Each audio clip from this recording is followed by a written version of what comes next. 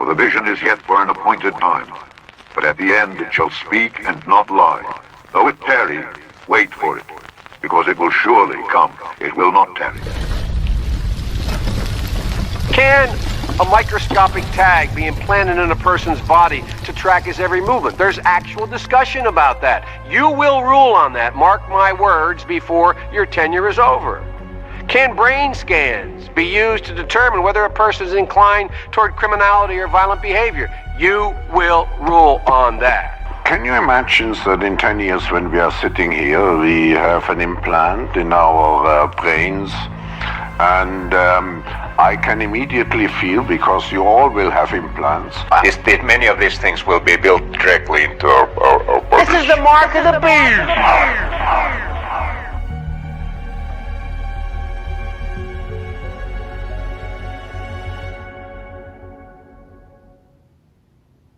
Elon Musk's brain science company has implanted a device into a human for the first time. The unidentified person received brain chip implants Sunday, and Musk says they are, quote, recovering well. U.S. Food and Drug Administration has given Neuralink clearance last year to conduct its first trial to test its implant on humans. The move is a critical milestone in the startup's ambitions to help patients with paralysis and other neurological conditions. Neuralink says the brain chip is designed to allow people to control almost any device just by thinking.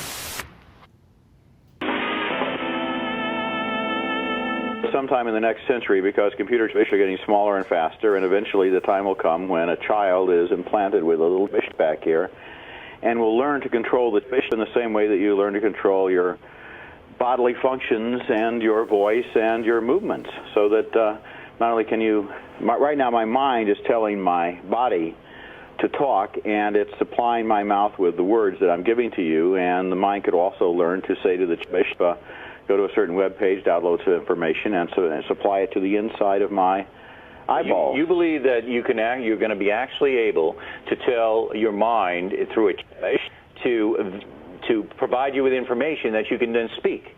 So on this program, this would be great for me. You put a little chip in there, and if I didn't know something, I could say would I have to say it out loud or just think it?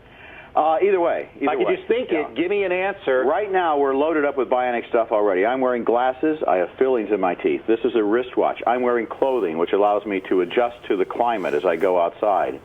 So it's obviously only a matter of time until convergence allows us to match the number one tool of the next century, and that would be the computer chip. I mean, okay, so the clothes are tools, glasses are tools. Sure, but all of these are external. The computer should be in you, and that's what frightens me. Well, it could be in you, or it could be wherever you wanted it to be. And it would allow you to make telephone calls without having a cell phone, allow you to surf the web without having to monitor. Well, show me how. So if I had a chip embedded in my head, I could make a telephone call by call mom. Yeah.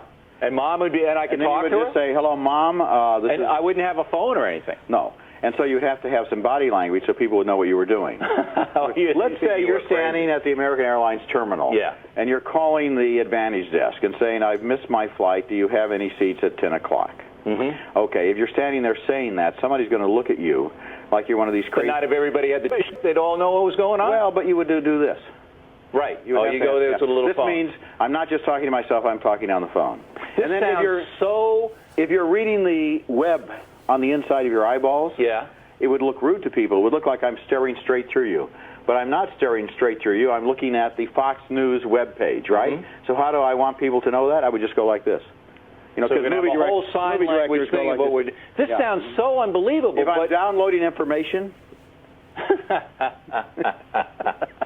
But it's true. It could happen, right? Well, you see, my article is half serious and it's half satirical. I don't know which half is half, though, because things are converging so quickly, and computers are already such an amazing tool. But we've checked it out a little further than your article, and the scientists tell us that it is absolutely true and absolutely possible for a human being to have a chip embedded in their system and to have many, many things appear in their mind upon command. So you would say, I need to know the name of the 18th president. Bing.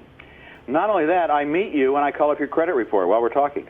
Smart chips are already inside the heads of 40,000 people in the United States, but those brain implants are only approved for medical use for now.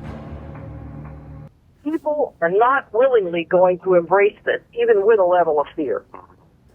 Now, when you're talking about things that stop individuality, I don't care how afraid somebody is, they're not going to willingly say, yeah, hand me one of those. That's right. You'd have to have incredible chaos or starvation even, or else many years of a build-up to it. Albert Pike said himself, "We never begin a premature revolution. We lay out the groundwork of years ahead to prepare the minds of the people."